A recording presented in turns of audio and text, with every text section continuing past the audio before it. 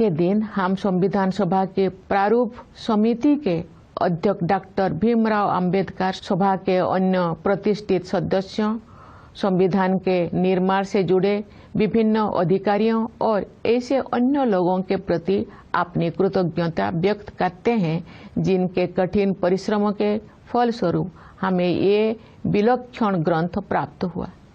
प्यारे देशवासियों, संविधान लागू होने के बाद के ये 75 वर्ष हमारे युवा गणतंत्र की सर्वांगीण प्रगति के साक्षी है।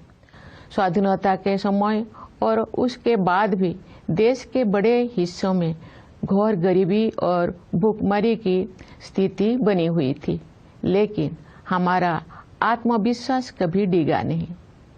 हमने ऐसे परिस्थितियों के निर्माण का संकल्प लिया जिनमें सभी को विकास करने का अवसर मिल सके। हमारे किसान भाई बहनों ने कड़ी मेहनत की और हमारे देश को खाद्यान्न उत्पादन निर्भर बनाया। हमारे मजदूर भाई बहनों ने अथक परिश्रम करके हमारा इंफ्रास्ट्रक्चर और मैन्युफैक्चरिंग सेक्टर का कायाकल्प कर दिया। उनके शानदार प्रदर्शन के बल पर आज भारतीय अर्थव्यवस्था विश्व के आर्थिक परिदृश्य को प्रभावित कर रही है। आज का भारत अंतर्राष्ट्रीय मंच पर नेतृत्व की स्थिति हासिल कर रहा है।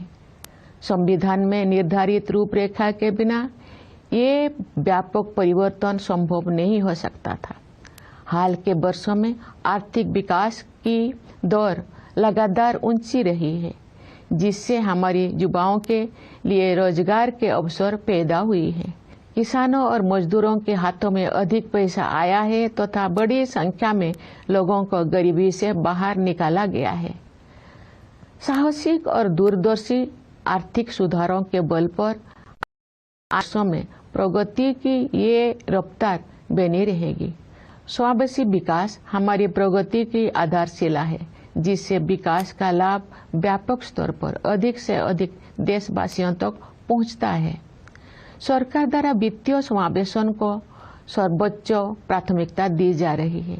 इसलिए प्रधानमंत्री जन धन योजना, प्रधानमंत्री जीवन ज्योति बीमा योजना, प्रधानमंत्री सुरक्षा बीमा योजना, मुद्रा योजना, स्टैंड अप इंडिया और अटल पेंशन योजना जैसी वित्तीय समर्थन विस्तार किया गया है, ताकि अधिक से अधिक लोगों तक विभिन्न प्रकार की वित्तीय सहायता पहुंचाए जा सके।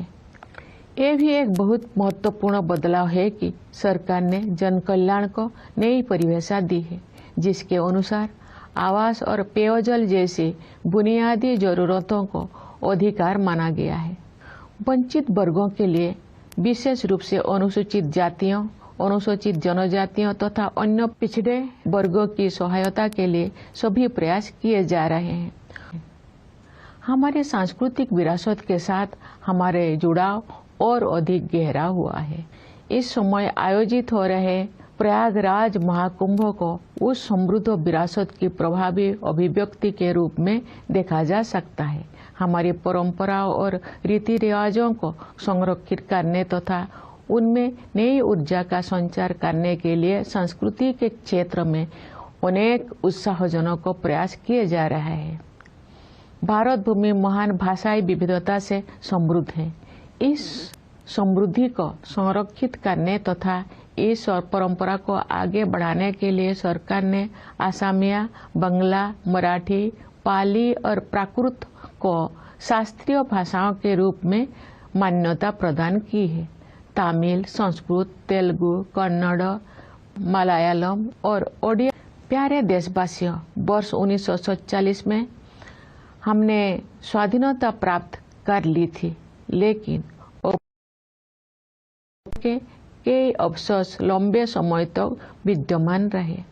हाल के दौर में उस मानसिकता को बदलने के ठोस प्रयास हमें दिखाई दे रही है।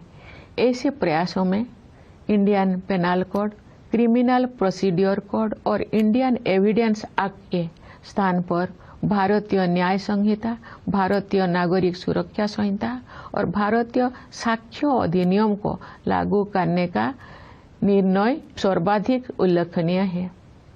न्यायशास्त्र की भारतीय परंपराओं पर आधारित इन नई अधिनियमों द्वारा दंड के स्थान पर न्याय प्रदान करने की भावना को आपराधिक न्याय प्रणाली के केंद्र में रखा गया है।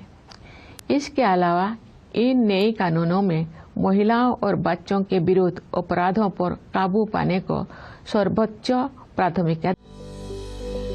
Welcome to K-Mall, a premium project by Kaleen Group. K-Mall is in the heart of Kolkata's electronic, garment and lifestyle hub, Khidirpur.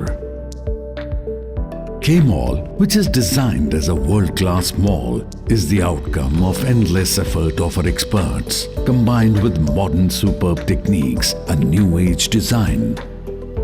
Book now